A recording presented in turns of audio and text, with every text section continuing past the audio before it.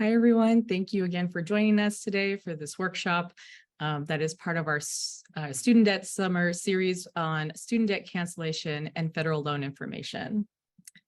Before we begin, we're going to start off with some important information about today's webinar. Next slide, please. This webinar is going to be recorded, so we can share information today to everyone who registered. So don't worry if you have to jump off a little bit early. Anyone who registered will be getting a follow-up email with the recording and other resources that are going to be shared. If you have questions, please use the Q&A box at the bottom of your screen. We will be answering questions live towards the end of the webinar today as well, and try to get to as many questions today as possible. And things are ever changing around student loans, so please note that the information shared today is accurate as of this moment. And also note that we are not lawyers or financial advisors. We are policy experts and borrowers helping borrowers, along with the expertise of our State Department, who is presenting with us today. And so with that, many of you are likely tuning in from the Southern California coastal region, thanks to our special guest and likely your state representatives. And to kick us off today is State Senator Monique Limón, representing Senate District 19, a proven champion for student borrowers and someone who we always enjoy working with. Senator, do we have you on the line? Yes, thank you so much. Great to be here with all of you, and for everyone, good afternoon. As the senator, for the Ventura and Santa Barbara County areas, I've had the incredible privilege of serving as an educator and also as chair of the Senate Banking and Committee. For the last 6 years, I've worked on a number of consumer protection issues and issues impacting student loan borrowers. I was one of the principal co-authors to help pass Assembly Bill 376, which created the California Student Borrower Bill of Rights for all federal and for private loans. And this is something that is super critical for our state because it requires disclosures, and also that there's fee information about loans, and the process of paperwork in order for the responders the borrowers to respond quickly. I'm proud of that work, but also have generally worked on really thinking about what college and university affordability is like in our state as it relates to opportunities, so some folks don't have to completely borrow. This year, the legislature invested $25 million in the middle class scholarship program, again, thinking about ways that we can alleviate some of the loan for different students across our state. And despite all of this, we are just absolutely clear that even with the state's efforts and investments over the last years, there is still a lot of student debt. Student debt is one of the pressing issues, with more than 45 million student borrowers across the United States currently owing more than $1.6 trillion in debt. That's nearly 1/3 of borrowers that have debt, but not yet a degree. And so these are important things to keep in mind. And as we hear today is really about getting additional information on how we can try to reduce that debt for folks across the state of California, but work with the federal government as a partner. So that is very critical to us. And I just want to thank you all for joining today and being part of this conversation. And a special thanks to the department for putting this on and facilitating a very much needed conversation where we hope you will get more information that will be more helpful to you as you think about your payments, for loan forgiveness, and important deadlines for the borrowers to use. So we're excited to learn more, and thank you again for the department and to my colleagues who have joined to sponsor this. Thank you, Senator Limón, and to your office for helping outreach to borrowers today, and especially for your leadership in California. Next, we have a brief message from Assemblymember Steve Bennett, representing Assembly District 38. Hello, I'm Assemblymember Steve Bennett. I represent Western Ventura County in the California State Legislature. I really want to thank you for attending this and trying to learn all you can about the student debt confusion that we have out there. And I particularly want to thank all the people that pulled this campaign together and this informational webinar together for the benefit of everybody. You know, other first world countries have a societal belief that having a well-educated population is really important. And that's why in those countries, the burden of paying for college education is not put on those students, but is paid for by society overall. We don't do that here in the United States. And for a long time, back when I was younger, you had public universities at least were fairly low cost in terms of expenses. But now that's also changed. And so the burden of paying for college education, unfortunately, in our society, has fallen onto you.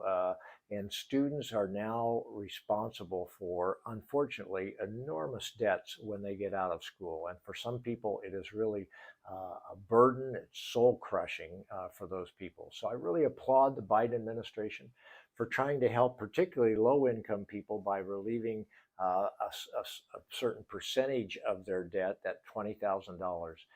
And it's unfortunate that the Supreme Court ruled that effort by the Biden administration unconstitutional. So now we have to start the whole process over again, because for a long time we've had the payments frozen. And for you to understand all the specifics about starting this all back up is what this webinar is about. And so I, again, want to thank you for paying attention and coming to this, and the campaign for pulling this together. I think you're going to find this very valuable. Thank you to Assemblymember Bennett and his office also for helping out with getting the word out today about the workshop to 8038 constituents. For our final guest, we have a brief message from Assemblymember Gregg Hart, representing Assembly District 37. Hello, I'm Assemblymember Gregg Hart. Welcome to today's webinar on student debt. I want to thank NextGen Policy, the California Department of Financial Protection and Innovation, and the Campaign for California's Borrowers' Rights for putting this webinar together. I'm proud to join you today along with Senator Monique Limón. To begin, I'd like to commend all of the students and graduates on today's webinar for working hard and pursuing higher education. I recognize the commitment that it takes to pursue your degree, and I'm excited for the doors that will open as a result of your education. Access to higher education is critical for preparing the leaders of tomorrow, expanding access to the middle class, and developing the solutions to the common issues that we all face. For too many students, financial burdens often weigh heavier than their hard work and dreams. Today, California students and borrowers find themselves in a state of financial uncertainty. This unease is worsened by the challenges posed by the aftermath of the COVID-19 pandemic. We know that it should not be this way. We're here today to provide you with important information to consider while navigating the complex process of student loans. All of the organizations represented today have been working around the clock to help borrowers since the Supreme Court blocked the Biden administration's student loan forgiveness plan. Please stay engaged with these organizations as they continue to provide timely information and advocate for the interest of borrowers. As your state assembly member, I'll continue to work to increase access to higher education. I'm proud of the work that our UC, CSU, and community college systems do to extend access to students of all backgrounds, but I know that we can do even more. I will also work to support efforts at the federal level to provide relief to borrowers. This work requires everyone's efforts. I encourage you to use your voice in advancing the movement for greater access to higher education. Thank you to all who are participating today. Please know that I'm here to support you. Have a great webinar. Thank you to Assemblymember Hart and all of our special guests for helping to make today possible. We will get back to the presentation slide deck now. And my name is Samantha Sang. I'm the Legislative Director and Policy Advisor at NextGen Policy, or California, and we're one of 5 organizations that lead the Campaign for California Borrowers' Rights Coalition. The coalition is composed of diverse organizations working to ensure student borrowers see a future free of debt. So with us today, you'll also hear from our coalition partners, Natalia Abrams, President and Founder at the Student Debt Crisis Center, and Sara Baubibsa, our West Advocacy Manager at Young Invincibles. Also making today's webinar possible, I'm happy to introduce Selena Damian, our very own and first California Student Loan Servicing Ombudsperson at our state's Department of Financial Protection and Innovation, or DFPI. Selena, passing it off to you now. Thank you, Samantha. Good morning, good afternoon, everyone. Thank you for joining us. It is my pleasure to be here today. I am Selena Damian, the Student Loan Servicing Ombudsperson for the state of California, and I am with DFPI, the Department of Financial Protection and Innovation. Let me start off by explaining to you some of the work that we do. We are California's Consumer Protection Agency. We regulate companies of financial products to ensure that they are in compliance, and this includes student loan servicers. We accept and we review consumer complaints from Californians. We take legal action when companies are not in compliance, and we protect consumers from fraud and abuse by conducting education and outreach such as this one. Some of our focus and my focus in the work that we're doing is around student loans, student loan updates, student loan literacy, credit building, and how to protect Californians from scams and frauds. Next, please. So how much student loan debt do we have in California? Senator Limón did mention some of these numbers, but in California, we do have 4 million borrowers who owe $141 billion in student loan debt, and the majority of that is federal debt.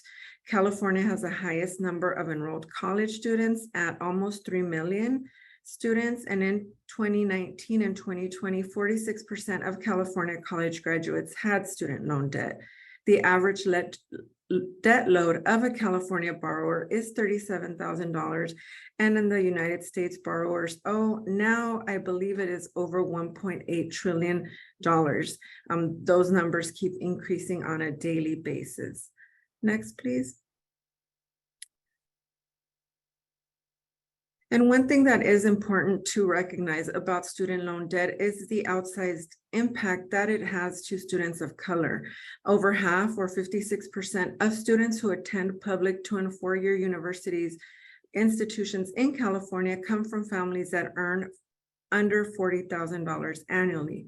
90% of Black and 72% of Latinx students take out college loans in comparison to 66% of white borrowers. Black women have the largest student debt burdens of all, and a borrower in a 75% minority neighborhood is 5 times more likely to fall behind on their student loan payments.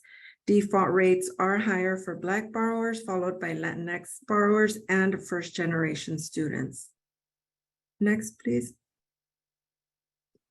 As Senator Limón spoke about earlier, that she was one of the champions of the California Student Borrower Bill of Rights, which is a protection for California borrowers that was passed and took effect in 2021. And what this California Bill of Rights does is it prohibits servicers from engaging in abusive, unfair, or deceptive practices, and it requires that servicers work in the best interest of borrowers. Now more than ever, it is very important that borrowers understand their rights and their protections when dealing with their servicers. These servicers must provide borrowers with information and applications for income-driven repayment plans, which we'll talk about in a few minutes, and other forms for federal benefits and protection. This bill establishes special protections for military borrowers, borrowers working in public service, older borrowers, and borrowers with disabilities. Therefore, when a borrower calls and asks about a specific program, whether it's PSLF, borrower defense discharge, or total permanent disability discharge, they should be provided the correct information. This bill also protects borrowers from any negative consequences stemming from a sale, assignment, transfer, system conversion, or payment made by the borrower to the original student loan servicer. This is very important right now when we're starting repayment. Your payments should be applied properly, and a borrower should have the information of their current servicer. A borrower can file a complaint through our agency at the link provided, and California is only one of 13 states that has established this advanced legislation to strengthen the oversight of servicers and to protect borrowers. Next, please. Now, before we get into the updates, I just want to just mention some terms that it is very important for borrowers to, they're very important for borrowers to understand. Federal loans versus private loans. Federal loans are loans, student loans that are made and funded directly by the Department of Education through the William D. Ford Federal Direct Loan Program. Interest rates are fixed and they're set by Congress. No credit check are required except for PLUS loans, and you're going to have your subsidized and unsubsidized loans. Private loans, they're made by a lender such as a bank, credit union, a state agency, or a school, and they do not offer the flexible repayment terms or forgiveness options provided by federal student loans. They often require a credit record or a cosigner, and they may have higher limits. Borrowers may have a mix of both federal and private loans. So it's very important for borrowers to understand what type of loans they have. And then today, you already heard me mention servicer, but you will hear us talking about servicers throughout the presentation. The difference between the lender and the servicer is that the lender is the company or the organization that's lending you the money. They originate the loan, and for federal loans, Department of Education is your lender. Now, student loan servicer. The student loan servicer is a company that tracks the loans while you are in school. They send the bill every month. They collect and process loan payments. They process the changes in repayment plans, deferment, forbearances. So basically, they are the borrower's main point of contact, and everyone that has a federal student loan should know who their student loan servicer is. Next, please. And then these are the federal loan servicers right now: Mohila, Nelnet, at AidVantage, and Ed Financial. Some of the private lenders are Navient, Sallie Mae, SoFi, Discover. This to give you a little, just some information on those. Now I will pass it on to Natalia, I'm sorry, for our student loan debt cancellation updates. Great. Thank you so much, Selena. So now we're going to go over federal student debt cancellation and where we stand with that. So last August, almost exactly a year ago, President Biden announced that his student debt cancellation plan using his emergency powers provided by the HEROES Act. That plan would have given debt relief available to individuals with federally held student loans that earn less than $125,000 per year or $250,000 per household. The plan provided up to $10,000 in relief to all qualifying borrowers and up to $20,000 in those who had received Pell Grants. Over 26 million people applied for the plan, and 16 million had their application approved. Unfortunately, this June, we saw, after a lengthy Supreme Court challenge, the US Supreme Court blocked the initial plan after hearing 2 cases to challenge it. The Supreme Court decision narrowly applies to the HEROES Act only and not to the Higher Education Act. Moving forward.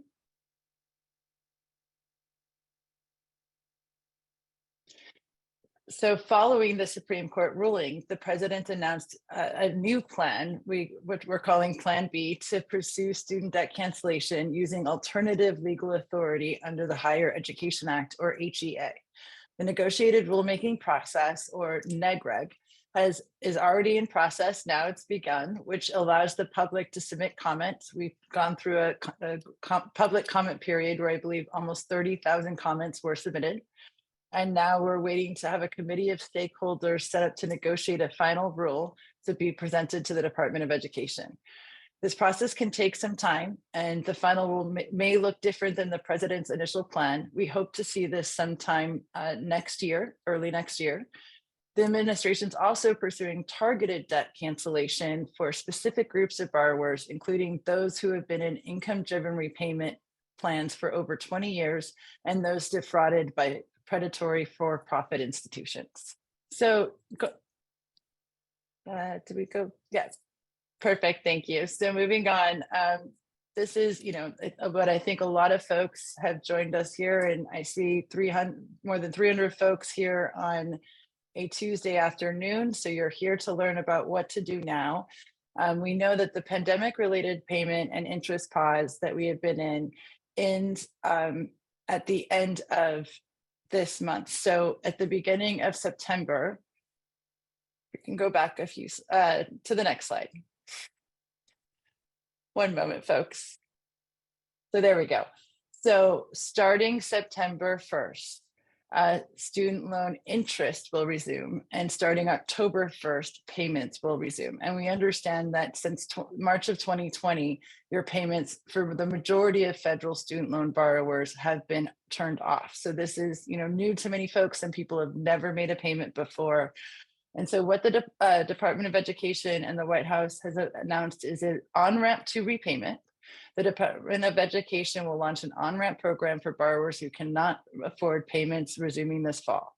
This program will prevent you from becoming delinquent or default on your student loans if you miss payments during this 12-month program. Missed payments during the on-ramp program will not be reported to collection agencies or credit bureau.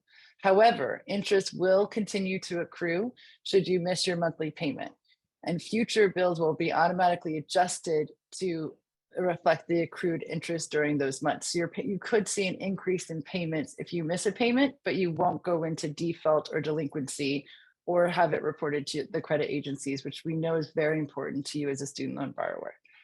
Moving on. In addition, there's something called the Fresh Start program. This is for student loan borrowers that have been in default. This is a one-time temporary program from the Department of Education that benefits, special benefits for borrowers who have defaulted on federal loans. This will return your defaulted loans in repayment status, or as we say, good standing. It will remove the record of default from your credit report. It will allow you to access federal financial aid again.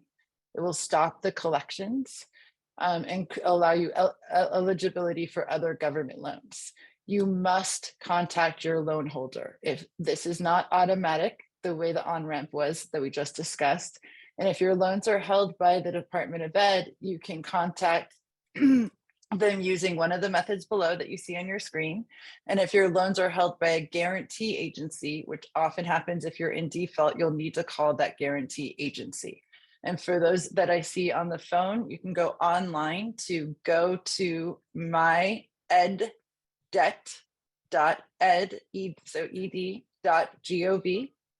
or you can call their phone number, which is 1-800-621-3115. There's also a mailing address, which you can see on your screen, and feel free to contact us if you need more information.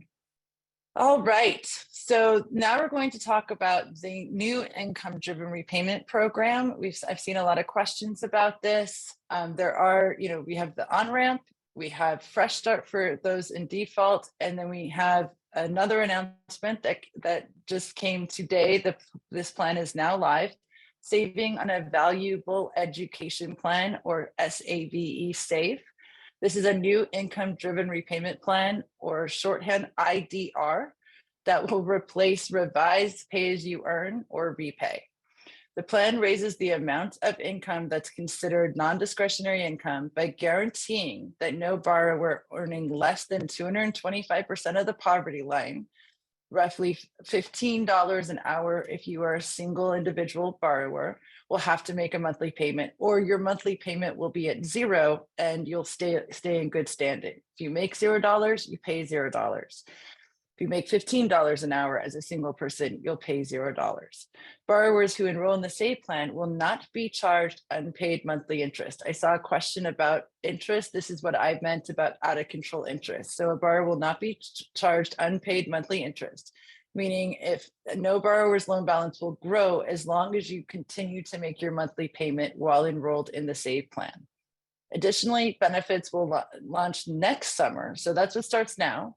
And then next summer of 2024, July of 2024, for undergraduate loans, the plan will cut the amount borrowers have to pay each month from 10 to 5%. So essentially your payment will be cut in half. Borrowers who have both undergrad and grad loans, they'll do a weighted average of about 7.5%. So between 5 and 10% of your original principal balances. That's when you took out your loan, what your balance was at. That's what original balance or original principal balance means. For those with original loan balances of less than $12,000, this is really important. Remaining debt will be forgiven after 10 years. That's for undergraduate loans. If you have under $12,000, when you initially took out your loan, no matter if it's ballooned with interest, the remaining debt will be forgiven after 10 years of payments if you enroll in the SAVE plan. If borrowers have already enrolled in repay, if you're already in repay previous to the pandemic, and you sign up for repay now, it will just turn over to the SAVE plan. So SAVE is replacing repay. So if you're in repay already, not to worry, you'll automatically be in the SAVE plan. Moving forward. All right. Even more coming out from the Federal Department of Education. There is the one-time account adjustment. This is for borrowers if you've been on an income-driven repayment plan or working towards public service loan forgiveness, your remaining loan balance is forgiven after you make the required number of payments. This is applicable to all federal loans and the older FFEL loans, or federal family education loans. There were a variety of reasons why some months weren't credited. There's been a lot of problems with people's credit counts. This one-time adjustment really is valuable for older borrowers. I think the youngest borrower we saw was like 41 years old that received this cancellation, just to put it out there. This one-time account adjustment will count time towards forgiveness any months in repayment status, regardless of the payments made, loan type, or repayment plan.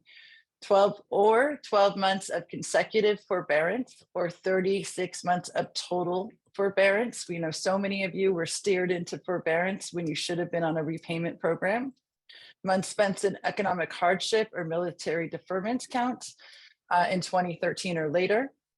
Months spent in deferment, except for when you were in school deferment prior to 2013. Time in repayment on earlier loans before consolidation of those loans into a consolidated loan. All periods credited towards income-driven repayment will also be credited towards public service loan forgiveness for eligible loans, and periods where the borrower certifies with public service employment. I will say that we've just heard from the Department of Education that 800,000 people had their loans canceled, and us at Student Debt Crisis Center have heard from many student loan borrowers that they've seen their full balance wiped out. So this is a very real thing and not subject to a court challenge at this point in time today, as we have seen with the debt cancellation plan. And I think with that, I'm going to pass it off. Thank you so much, Natalia. So as the payment pause started back in 2020, there have been many changes to student loan programs, but there have also been changes to the industry as well.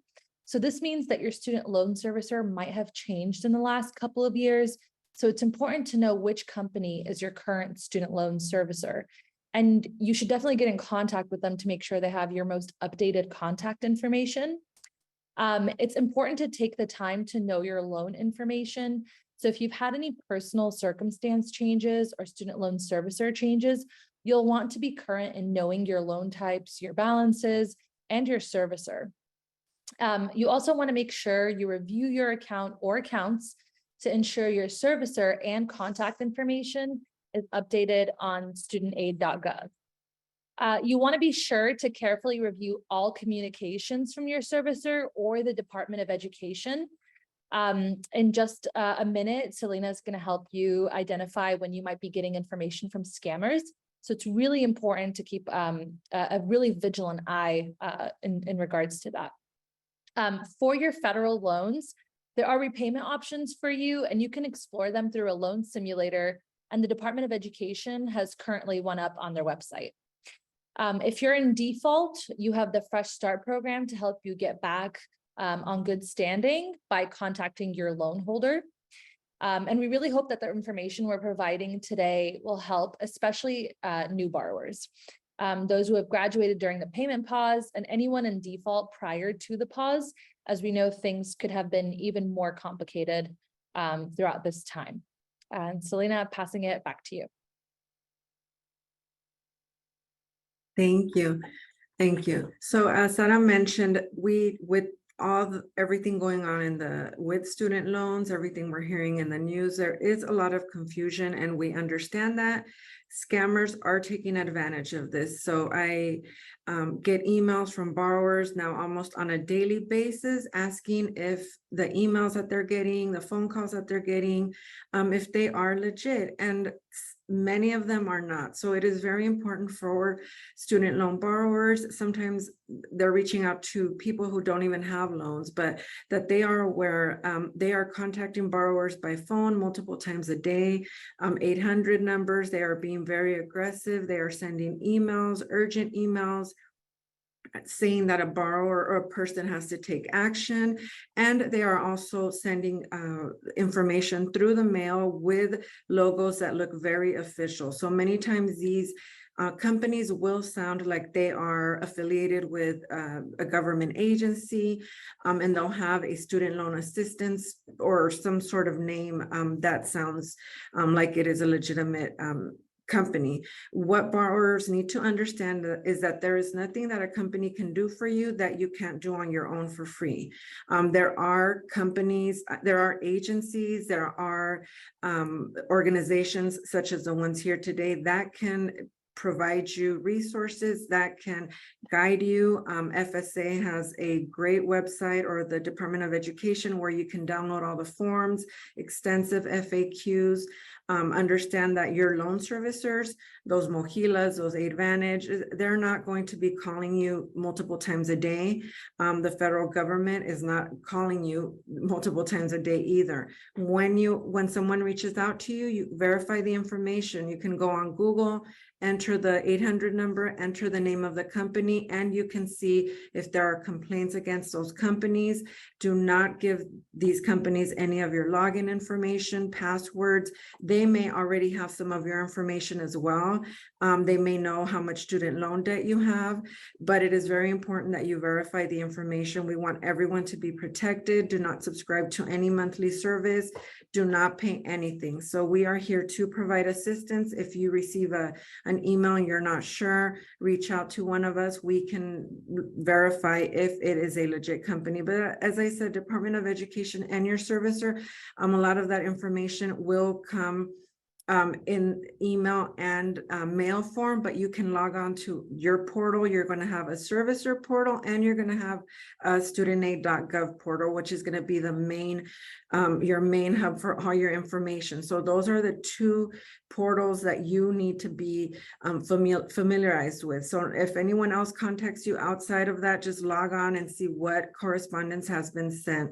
You can file a complaint with the DFPI if you have been a victim of fraud. And again, just be very careful. These scammers are really ramping up their efforts and taking advantage of the borrowers' confusion, which we understand. This is a lot of information, but we are here to help answer your questions. And now back to Sam. Okay. Thank you, Selena, for providing us with the important tips to spot scammers. There's also a lesser known type of student debt that's known as institutional debt that we'd like to spread a little more awareness on. So unlike student loan debt, institutional debt is debt owed by students directly to their higher education institutions. And that results in unpaid tuition, fees, or other financial obligations. Right now, colleges and universities are using harmful debt collection methods to collect on this institutional debt. And it can look like withholding a diploma in order to collect on this debt, or banning students from re-enrolling to continue their degree program until they pay off their institutional debt. We understand that this is not, institutional debt is not very well known. So we're really at the stage where we're just trying to spread awareness. And if this sounds something that's familiar to you and you want to learn more, or you want to share your story, please check out the coalition's website at californiaborrowers.org. And Sam, passing it back to you. All right, thank you, everyone. That was a lot of important information. And like we said, we did want to try to get to answer as many questions as we can. So we are going to our questions and answers portion of today's webinar. So thank you all for already dropping a lot of great questions in the Q&A box at the bottom of your screen. We'll try to, again, answer as many questions as we can. And while we're doing that, we're gonna go to the next slide and make sure you have this kind of important links page up so you can take a look at them now.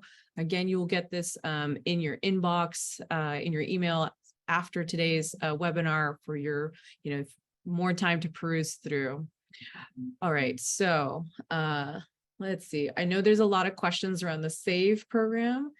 We might just try to mix it in here together, but the first one, saw a lot of questions about generally, how do you apply for an income-driven repayment plan like the new SAVE plan? Sure, Sam, I'm happy to take that. So for all of these plans, you can go to studentaid.gov. We highly suggest typing that in to your browser. Like Selena said, there are a lot of scams out there. So to ensure you get to the right place, type in www.studentaid.gov and you can enroll in the repayment plans. There's also helpful quick links to take you right to there, or you can contact your loan servicer and go that route as well. Thanks, Natalia. And then a follow-up around the SAVES plan monthly payments. Is the income threshold before or after taxes?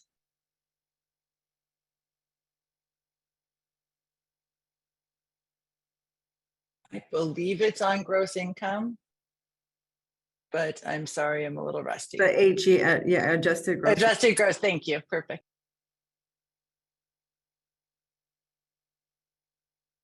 And then also around working and trying to get into the SAVE plan. So do you have to be currently working in order to qualify for the SAVE plan? Especially I think for maybe recent graduated students who haven't worked full time since they graduate this year, right? July 2023. How does this impact? How can they access SAVE? So the SAVE plan does not have an employment requirement. It's an income-based plan. So your payment will be based on your income, which you will submit or you will certify when you apply for the program. So it doesn't matter whether you're working full-time, part-time, or working at all. They will, as long as you certify your income information, they will base your payment amount on that and your account balance, on your income. Sorry, just your income. And then following up on that, I know that several folks have mentioned, they are married, have spouses. So does a spouse's income need to be reported to apply for the SAVE program, or is it just the borrower's income? For a SAVE program, it's just the borrower's income. If they're filing separately, tax-wise, so.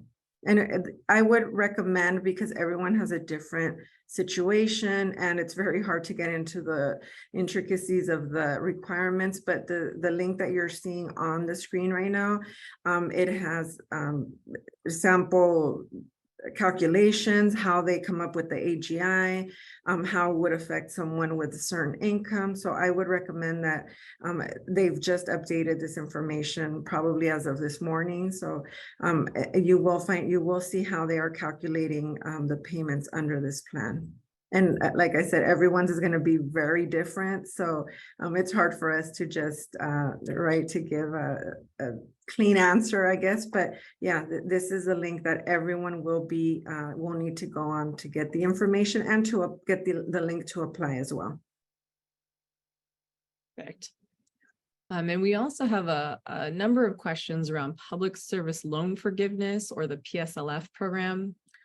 So Andres asked, I think he's asking, they are asking if the payment pause counted towards PSLF, and for clarity around when or how does someone get PSLF, quote unquote, like does the 10 years of payments start when they submit their first payment, or just generally how does one get the forgiveness through the PSLF program? Yeah, so public service loan forgiveness started in 2007. So all that's just important to note because the work needs to be done post 2007. But you need to work for 10 years while making on-time monthly payments or 120 payments and be in a public service job. So that's any state work, any federal work, working for nonprofit, C3 nonprofits. There's a whole host of jobs that count under this. Yes, the time during the pandemic counts, which is great. So essentially you got almost 3 years, as long as you were still working in that public service job, but weren't required to make payments, that will still count.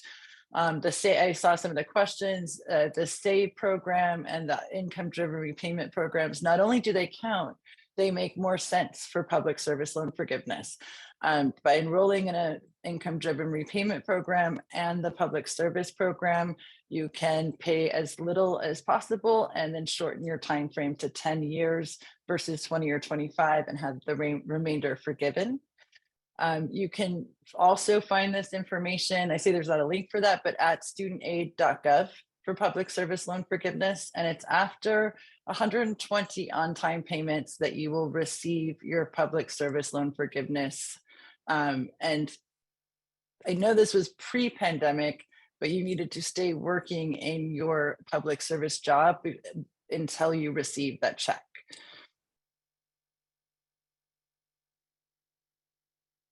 Thank you, Natalia, for going over that. And definitely there is the PSLF requirements link here up on the screen right now. Probably could find all the details there, especially I know there's a lot of questions about what specifically counts as that public service, employment type. And so definitely check out that link. And there's a more complete listing there. But thank you, Natalia, for the top lines. But it just a refresher too on that line of thought. If Dr. Williams asked if their lender changed, will the payments towards PSLF transfer to the new lender? So what happened if you were on track for PSLF? And we know there was a lot of exiting from the student servicer side, kind of what happens for those accounts. I can take that. So yeah, so there is only one PSLF servicer, that's Mohila. Every time, whenever a borrower first applies for PSLF, their accounts are transferred to Mohila. After that, they should be the ones that are tracking all the PSLF counts, and a borrower should contact them for any discrepancies, and will be certifying with them as well. So if someone was already enrolled prior to the pandemic in PSLF, they will remain with them. And then if they applied during the pandemic, they would have been transferred to Mohila, but that servicer should not have changed. So if you're currently enrolled in PSLF, you're with Mohila. And you can log on to their website, and you can log on to their portal. Your portal should have the PSLF tracker, but everyone who's on the PSLF track should have them as their servicer. And can I jump in? I did see I'm trying to answer questions at the same time, but there were questions about servicers. Everyone should, like I said, the main hub their main portal is going to be studentaid.gov. There you can go on to this right here. Here's the link. You will find your loan balance information, loan type information. You will find your servicer information. So for those of you that are curious to want to know if there was a change of servicer, or they just need to confirm, you will need to have a studentaid.gov account to get that information, and then that way you'll know exactly, you can confirm who that servicer is. So like I said, you will have two accounts, one for studentaid.gov, Department of Education, and then for your servicer. Great, thank you, Selena. We also had a couple of several questions around Parent Plus loans. So let's try to touch on some of those. So kind of, I think generally questions, if anyone can give just top lines, because I know we can't go through all the programs here, but generally it's questions around, do Parent Plus loans benefit from kind of, overlap with any of the programs mentioned today? So like, can they benefit from an IDR plan, or sorry, income driven repayment plan, or public service loan forgiveness? Or is there a way to, have overlap or see the benefit through the Fresh Start program if you have a Parent Plus? So again, I know we can't go through all the overlapping programs, and maybe one or two top lines around Parent Plus loans and the other programs. Yeah, do you want to take it, or you want me to take it? I'm happy to start, and then please fill in. Unfortunately, Parent Plus loans don't cross over as much as we hope and had fought for them to. There is a repayment program for Parent Plus loans, which is called ICR, or income contingent repayment.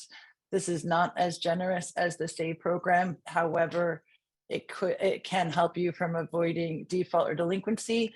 Also, the on-ramp program, which we discussed, can be Parent Plus loans can take advantage or use that on-ramp program, which means you won't go into delinquency or default for the next 12 months. But, we have heard from so many of you, it's very unfortunate that there's not more crossover here. Lena, did you want to add anything, or? I did want to add that Parent Plus loans do qualify, though, if you are a borrower with Parent Plus, that you do qualify for PSLF. You just have to take certain actions. So as Natalia said, they don't offer a lot of the same benefits, but you do, Parent Plus borrowers, if they can take certain actions, consolidate, get on IDR plans may qualify for could qualify for PSLF, the public service loan forgiveness, and the IDR adjustment. So again, these links are going to be super important because they do provide information for Parent Plus borrowers and instructions on what actions they need to take to qualify, and if it's the best for them, if it's the best option for them. Thank you for that. Yeah. Again, we're trying to answer questions and get as much information out there, but always, everybody is in a unique situation. So please check out all these resources. Also want to go back and kind of address, maybe if you are, again, just graduated, or if you're a current college student tuning in, we did have a question in the Q&A box about, can you start paying your loans before you've graduated if you're currently in college, or does that trigger or kind of start your monthly payments prematurely? I could take the first part. I'm not sure about triggering anything, but you can pay your student loans. However, you are in school deferment, so you don't have to. I saw a question earlier about subsidized versus unsubsidized. If your loans are subsidized, that means the government is paying the interest. If they're subsidized, if they're unsubsidized, it's not. So for folks that have subsidized loans and you're in a deferment, I wouldn't see the need to make payments, but to my knowledge, there's no penalty for making early payments.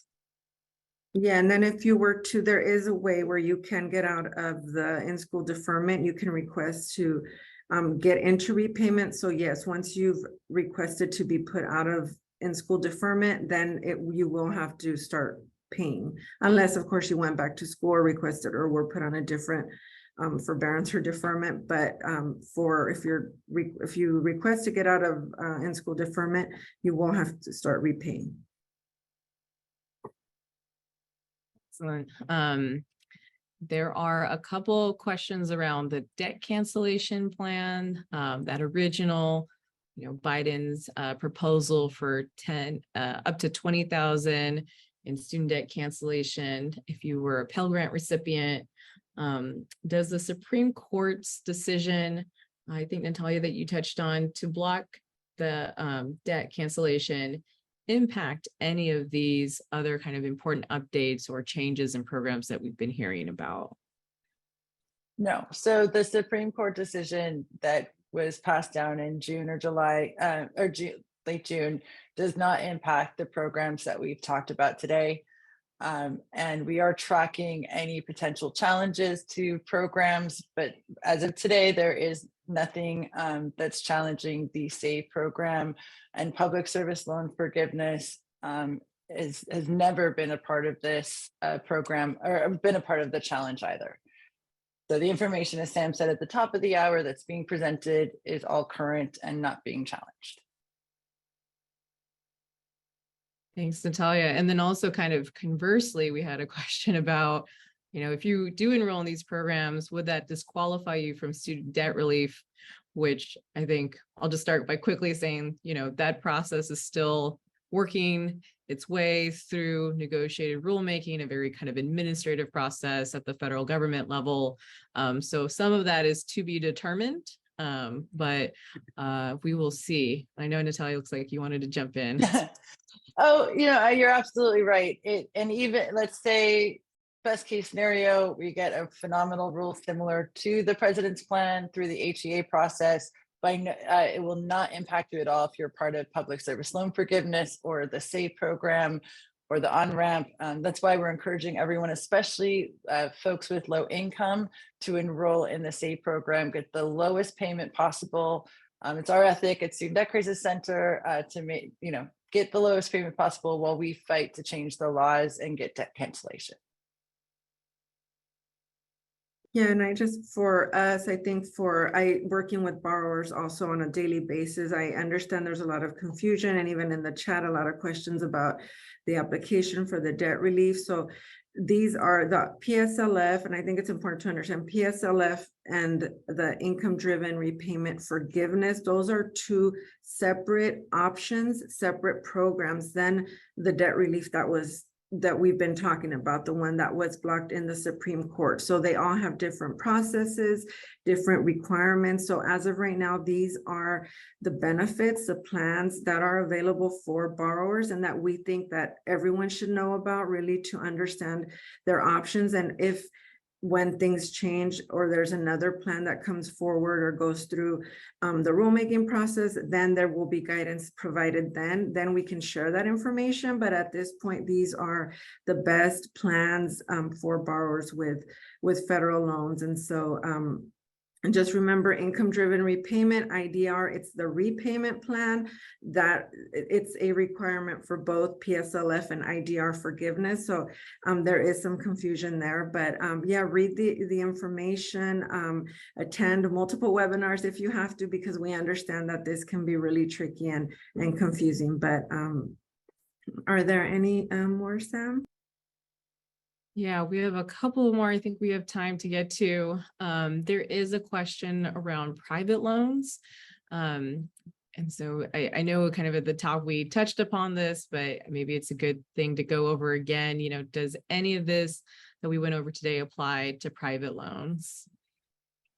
These forgiveness programs, the IDR, do not apply to private loans. So these are fully commercially owned private loans. Now, I do get some questions from borrowers that ask, they say they have private loans, but they're sort of we call these commercially held, these FEL loans. So they're half and half, like the lender is a private lender, but they're backed by the Department of Education. So those FEL loans, a lot of borrowers call them private loans. They may be eligible for some of these programs. So my recommendation is go to studentaid.gov. If you find your loan there, you have your full-on direct loan, fully owned Department of Education, and you will see those FEL loans. These are going to be these older pre-2010 loans. So this is going to be very important for those borrowers that have to be part of this income-driven repayment adjustment. So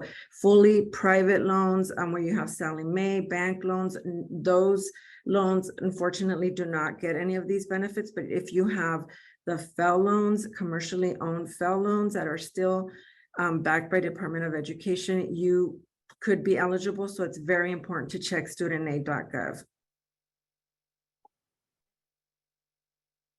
Yes, thank you. And again, you will get the recording here and you can see the kind of handy dandy slide we put together for you, so you can kind of tell by brands too, whether you have a private loan, federal loan. Again, everything federal loan should be on your studentaid.gov account. That's going to be really key. And honestly, calling your servicer, which I know is easier said than done, and making sure you get that appropriate information from them.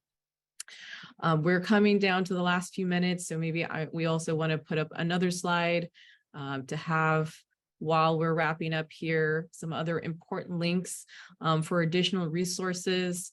I know folks are asking to get some more, if their questions answered, but here's some other resources that can maybe help answer your questions along the way here too.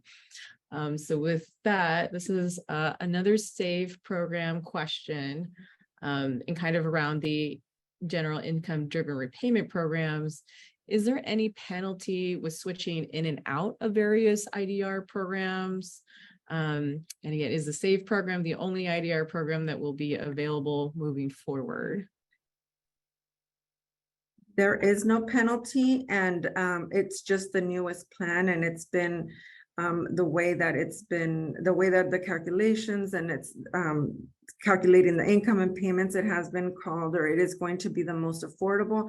However, I would recommend on the previous page, I don't know if we had the FSA, Department of Education has a simulator, which is where a borrower can enter their information and they can get an estimate basically of the payment plan, the payment amount they would get on different payment plans. So there are 4 income-driven repayment plans and there are 3 standard payment plans. So again, very confusing. SAVE is the new one. Use the student aid simulator to calculate, to estimate what your payment would be under each plan. So all you need is your account and then some basic information, and you could see what your payment amount will be, how long it will take you to pay off the loan, and then you can make a decision from there as far as what the best plan is for you.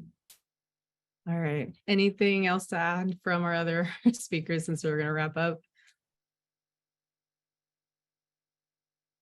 All right. Thanks for covering that, Selena. And thank you all for attending today's webinar. That's all the time we have today. We will be emailing today's recording as well as the slide deck, so you have all those resources and links easily in your inboxes. Thank you to all of our presenters, Selena, Natalia, and Sara, and our technical assistants today behind the scenes, Kimberly and Andrea. Thank you again to Senator Limón and Assembly members Bennett and Hart and their offices for their partnership in making today possible. Thanks, everyone, and have a great rest of your day.